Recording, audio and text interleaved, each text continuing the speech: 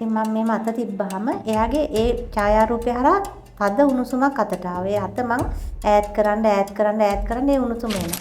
මෙයා අනිවාර්යෙන්ම අතපය කපා ගන්න ඕනේ මේ වෙනකොට. එහෙම නැත්නම් මෙයා උඩකින් පයින්නවා කියලා අම්මට තාත්තට තර්ජනය කරන්න ඕනේ. එහෙම නැත්නම් මෙයා මොන හරි ඖෂධ අරගෙන බීලා නිදිය ගන්න ඕනේ. 아무තු ඡායාවල් දෙකක් පේනවා මෙයාගේ පිටිපස්සේ. ඒකට අපි මනස දීලා බලමු මොකද්ද මේකට හේතුව කියලා බලනකොට පිරිමි දෙන්නෙක් දෙපැත්තේ කළුවට හේවණලි දෙක වගේ. පෙර භවයේ හතුරු එකට හිටපු යාළුවෝ තුන්දෙනා. ප්‍රශ්නයක් වෙලා මෙයාගේ අතින් ඒ දෙන්න මිය ගිහින් තමයි දැන් මේ පස්සෙන් එන්නේ. මේ අමනුෂ්‍යයා කතා කරනවා කනට. හරි ඒකට හරි විනෝදයි ඒක. මේ කනට කතා කරන අර එම ඒ හැසිරෙන. එතකොට එයාට ඇහෙනවා එළියෙන් කවුද කතා කරනවා. ඒක හීන් උම්මාද තත්ත්වයේ.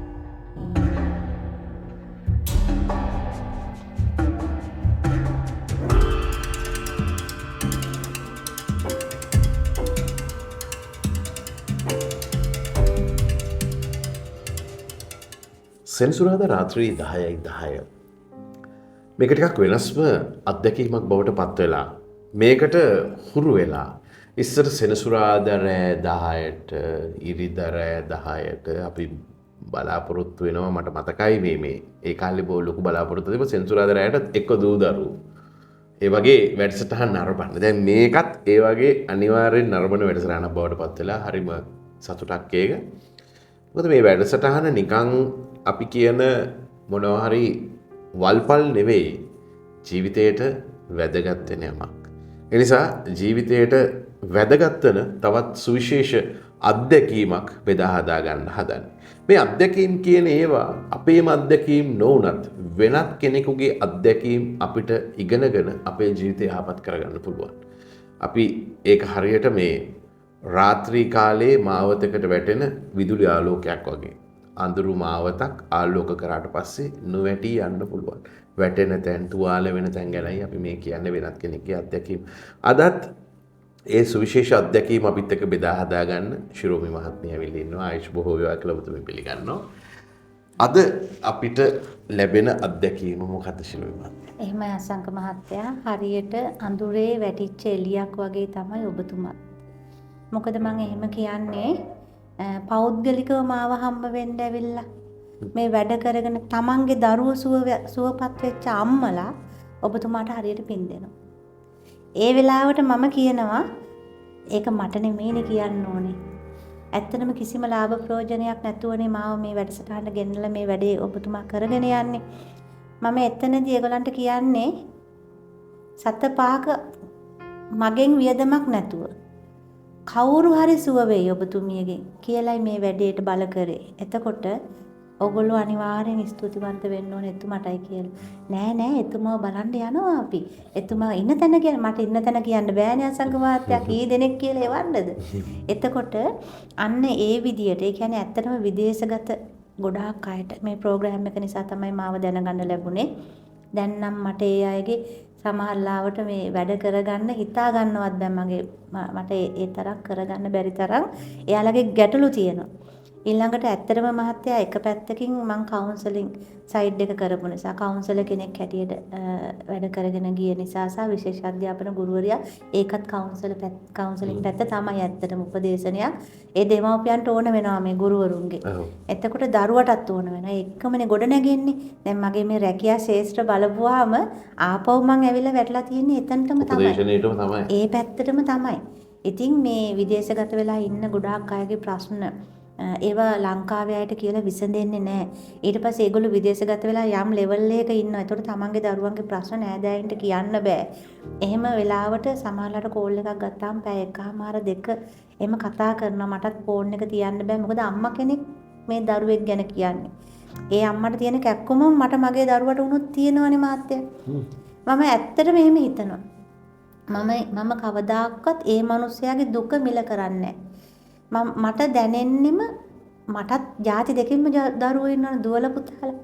දුවෙක් ගැන කිව්වොත් මට ටක් ගාලා එන්නේ අනේ මගේ දුවට උනා නම් මමත් මේ විදියටමනේ කාට හරි දුක කියන්නේ අඬන්නේ වැළපෙන්නේ. මේකට මේ හොයාගන්නේ මොනවාද මේ මොනවා හරි කරන්න පුළුවන් දෙයක් හොයන්නේ. උත්තරයක් හොයනවනේ. උත්තරයක් හොයන්නේ මේ විදියටමනේ කියන එක මගේ හිතට ඉස්සෙල්ලාම එනවා. ඒ ඔස්සේ ඉඳලා තමයි මම වැඩ කටයුතු ටික කරන්නේ. මගෙන් වැඩ කරගත්ත ගොඩක් කට්ටිය. මේ වෙනකන් වැඩ කරගත්ත ඕන කෙනෙක් එක කතා කරොත් ඒගොල්ලෝ කියයි මං කොහොමද වැඩ කරලා දුන්නේ? මං කොහොමද උදව් කරේ? මං කොහොමද පිහිට වුනේ? ඊළඟට එයාලට කොච්චර වියදමක්ද ගියේ කියලා. ඇත්තටම මහත්තයා මට එන්නේ අතනනේ මං ඉන්නේ. ඊට පස්සේ ඔටිසම් හයිපර් ඒ වගේ දරුවෙක් මට යොමු කරොත් විශේෂ දරුවෙක් යොමු කරොත් මට අග්ගාලා මට මතක් වෙන්නේ මගේ අර ඉස්කෝලේ කාලේ. මං ඒ දරුවෝ අතපත ගෑවා, කැතකුණු හේදුවා, සපත්තුවේ ලේස් එක දාගන්න ඉගැන්නුවා. අන්තිමට දරුවා ග්‍රේඩ් 3 විතර යනකොට තනියෙන් ෂර්ට් එකේ බොත්තම් ටික දාගන්න, ලේස් එක දාගන්න, টয়ලට් එකට ගිහලා තනියෙන් සෝදගෙන කලිසම ඇඳගෙන එළියට එන්න. ඒ අතර ඉස්කෝලේ යන්න බෑ කියලා අඬන අනිත් දරුවෝ සනසගෙන. ඉතින් ඒ අතරේ ගුරුවරු මට බොහොම මනාපයි මේ මොකද මගේ විශේෂ දරුවන්ගේ වැඩ එකම. මම සාමාන්‍ය දරුවන්ට වැඩ කරන ගුරුවරුන්ටත් උදව් කරනවා. එහෙම කාර්යභාරයක් කරා. දැන් අද මුළු ලෝකෙ පුරාම ඔබතුමා නිසා මා වෙතට ඇස් යොමු වෙලා ඒ අයටත් මම පුළුවන් විදිහට පිහිට වෙනවා. හරියට අර අඳුරේ පාරට වැටිච්ච පහන් එළියක් වගේ ඔබතුමා මේ මාව අඳුන්වලා දුන්නා. මම මේ ආලෝකය බෙදනවා. ඉතින් මං අද කතා කරන්නේ කැනඩාවේ. මොකද මම දැක්කා ගිය පාර ප්‍රෝග්‍රෑම් එකට එතුමිය විස්තරයක් දාලා තිබ්බා ලොකු විස්තරයක්. ඒ විස්තරේ දැම්මේ කවුද කියලා මට හොයාගන්න බැරුව හිටියේ. දැන් අද උදේ මම එළියට බහිනකොට එතුමිය කිව්වා අනේ මං ඔබතුමියගේ වැඩසටහනකට මේ විස්තරයක් දැම්මා මට ඉවසන්න බෑ. මේ මිනිස්සු නම්බර් එක අහනවා මම දෙන්නද? මං කිව්වා දෙන්න එපා මට එන තරමක් බාර ගන්න බෑ. මම ඇත්තටම දේවාලයක් වෙන්න කැමති නෑ මහත්තයා. මේ එන හැම මිනිස්සයාගේම මුදලක් අරගෙන මොකක් හෝ වැඩක් කරලා දීලා අරින්න මං කැමති නෑ. මට ඕනේ මං ගාවට එන කෙනා සුවපත් වෙන්න. මං එයා සුවපත් වෙනතුරු එයත් එක්ක ඉන්නවා වැඩක් කරාට පස්සේ. ඊට පස්සෙත් ඉන්නවා. උවමනා වුණොත්. ඉතින් එතුමිය කිව්වා මට ඉවසන්න බැරි තැන මම දැම්ම මෙහෙම. ඒ අම්මයි ඒ දුවයි දෙන්න හිටියේ අර බෝඩරෙන් රටවල් දෙක වෙනස් වෙනවා. එතකොට මේ දුව එක තැනක කැම්පස් එකේ. මේ අම්මා තවත් රටක යන්න එන්න පුළුවන් දැන් මේ බෝඩරෙන් ගෙදරට. එයා රැකියාවට. ඊට පස්සේ දැන් මේ තාත්තා තමයි මට ෆොටෝ එක අරගෙන ආවේ මේ දුවගේ. අනේ මිස් මගේ දුව චුට්ටක් බලලා මට මෙයා ගැන විස්තරයක් කියන්න කියලා. මම කිව්වා ඉතින් මට වඩා තාත්තනේ විස්තර දන්නේ. දැන් තාත්තට මම මොනවද විස්තර කියන්නේ කියලා. ඊට පස්සේ කිව්වා නෑ මිස් මෙයාගේ අනාගතය මොනවා වෙයිද? එහෙම තමයි ඇහුවේ. ඉතින් මම මේ මත තිබ්බහම එයාගේ ඒ ඡායාරූපය හරහා තද උණුසුමක් අතට ආවා. ඒ අත මං ඈඩ් කරන්න ඒ උණුසුම එනවා. ඒකත් එක්ක මම මෙයාට කිව්වා මෙයා දිවි නහ ගන්නවා. මෙයා අනිවාර්යෙන්ම අතපය කපා ගන්න ඕනේ මේ වෙනකොට. එහෙම නැත්නම් මෙයා උඩකින් පයින්නවා කියලා අම්මට තාත්තට තර්ජනය කරන්න ඕනේ. එහෙම නැත්නම් මෙයා මොන හරි ඖෂධ අරගෙන බීලා නිදිය ගන්න ඕනේ. මෙයා ඉන්නේ ඔන්න ඔය සිටුේෂන් එකේ. මෙයා ડિප්‍රෙෂන් කියන තත්ත්වයෙන් මෙයා ඉන්නේ. මෙයාට මේ වෙනකොට ඔයගොල්ලෝ බේත් දෙන්න ඕනේ නේද කියලා. ඊට පස්සේ කිව්වා අනේ ඔය කියන තත්ත්ව තුනම ඒ විදියමයි.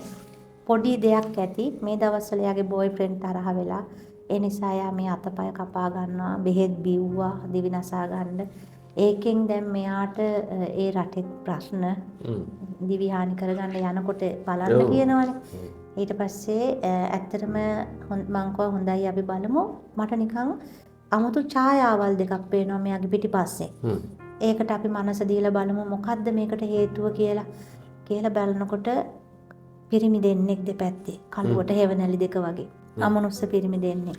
ඒ දෙන්න තමයි මහත්තයා මෙයාව දිවිනා ගන්න තත්ත්වෙට මේ අරයි යන්නේ. ඒ කියන්නේ පෙර භවයේ හතුරු. පෙර භවයේ හතුරු එකට හිටපු යාළුවෝ තුන්දෙනා. ප්‍රශ්නයක් වෙලා මෙයාගේ අතින් ඒ දෙන්න මිය ගිහින් තමයි දැන් මේ පස්සෙන් එන්නේ. දැන් මේ භවයේ ගෑනු ළමයි. හැබැයි කොල්ලා වගේ තමයි. අඳින පළඳින විදිය කතා බහ අර පිරිමිකම තියෙනවා ඒ දුවගේ. එතකොට දැන් මම ඒ තාත්තට කිව්වා මෙහෙමයි තාත්තා. ඔය ડિප්‍රෙෂන් කියන්නේ මානසික ආතතිය, හීනුම්මාදය, එවැනි සමහර මානසික රෝග අසංක මහත්තයා මට දැන් තහවුරු වෙලා තියෙනවා මම මේ වැඩ කරන්න ගත්තට පස්සේ මේ අමනුෂ්‍යයා කතා කරනවා කනට. හරි ඒකට හරි විනෝදයි ඒක. මේ කනට කතා කරන මේ කනට කතා කරන අර එම ඒ හැසිරෙන. එතකොට එයාට ඇහෙනවා එළියෙන් කවුද කතා කරනවා. ඒක හීන උම්මාද තත්ත්වය. එතකොට ඒක මානසික රෝගයක් කියලා තමයි යා කියනකොට බෙහෙත් හම්බ වෙන්නේ. ඊට පස්සේ මානසික ආතතිය. ඊට පස්සේ ડિප්‍රෙෂන් වලට බෙහෙත් බොනවා, මිග්‍රේන් වලට බෙහෙත් බොනවා හරි අපරාධයි. ඒ කියන්නේ 110කට වගේ ලෙඩේ ඇති. හැබැයි බහුතරයක් බෙහෙත් බොන්නේ මේ වැනි ප්‍රශ්න වලට. එතකොට මේ දුවට අර දෙන්න තමයි කියන්නේ කපාගනින්. එයා කපාගන්න. බෙහෙත් බිපම් සිතුවිලි දෙනවා. ඉතින් ওই විදිහට මං කිව්වා මේ මට ඡායාරූපය හරහා මේ අය ගන්න පුළුවන්. හැබැයි තවත් අභ්‍යන්තරයට අමනුෂ්‍යෝ අස්ටිවල ලේ පද්ධතිය හිටියොත් ඒ අය මට දුර තියලා ගැනීමේ හැකියාව නැහැ. ඒකට මගෙන් වෙන්නේ 65ක් විතර. ඔබතුමා මට කියන්න මං දැනට මේගොල්ලෝ අයින් කරලා දෙන්නද කරන්න ඕන දේ කියන්න. ඊට පස්සේ කිව්වා නෑ මට මගේ දුව වටිනවා අපේ ගෙදර පණ. එයා මම මෙයාව ගෙන්නනවා ඔබතුමිය වැඩ කරලා දෙන්න කියලා. ඊට පස්සේ කැනඩාවේ ඔව්. ඊට පස්සේ දරුවා ආවා මූලික අධියර කරා. කරාට පස්සේ එතුමා අපේ පාරෙම ගෙයක් අරගෙන නතර වුණා. ඇත්තටම මොකද මගෙන් එහාට යන්න දැන් බයයි ළමයා අරගෙන. මම පේන මානක හිටියොත් ක්ලේසි කියලා වගේ අදහසක් තාත්තට ආවා. ඉතින් අම්මලා තාත්තලා නේද අර කුරුල්ල දරුවා අදාගෙන කොහොමද රකින්නේ? ඒ වගේනේ. ඉතින් මේ ඊට පස්සේ දැන් මේ දුව ඔන්න ආයතනයකට දාලා වැඩ කරගෙන ගියා. ඊට පස්සේ මෙයාට දැන් මම දන්නවා මෙයාව තව වාර දෙකක්වත් මම ගයිඩ් කරන්න ඕනේ. ගෙන්න ගන්න ඕනේ. ඊට පස්සේ දෙවෙනි වතාවේ මෙයාට තද ඔලුව කැක්කුමක් හැදුනා. ඉතින් මෙයා දාරගොල්ලෝ ප්‍රෙෂර් කරන වැඩිනේ. දැන් කොටසක් ගත්තානේ. තද ඔලුක මිග්‍රේන් කියලා බෙහෙත් ගන්න. ඊට පස්සේ මම කිව්වා මෙයාට මිග්‍රේන් නෙමෙයි තියෙන්නේ මං ගාවට අරගෙන එන්න කියලා. මට කියනකොට මට දැනෙනවා. එතකොට මේ අනේ අම්මත් ආවා. දැන් දුව තාත්තත් එක්කනේ. ඔව්. කොච්චුණත් ඉතින් ගෑනු කනඩාවේ ඉඳන් අම්මත් ආවා. අම්මත් ආවා. අම්මා තව රටක හිටියේ. වෙන රටක බෝඩරෙන් යාපේ. ඒ අම්මත් ආවා.